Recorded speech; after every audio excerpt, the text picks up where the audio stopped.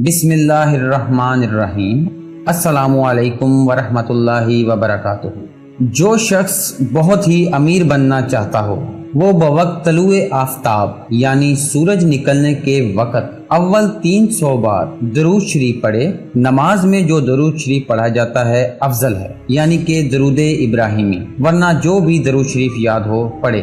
इसके बाद 300 दफ़ा बिस्मिल्लाहिर्रहमानिर्रहीम पढ़े और रोज़ाना पढ़ता रहे। इंशाअल्लाह ताला 1 साल के अंदर अमीर कबीर और इंतहाई मालदार हो जाएगा। ज़रूरी हिदायत, अगर गुस्ल की हाजत पेश आ जाए तो कबल तलुए आफताब गुस्ल कर लेना ज़रूरी है, वरना असरात ज़ाइल हो जाएंगे।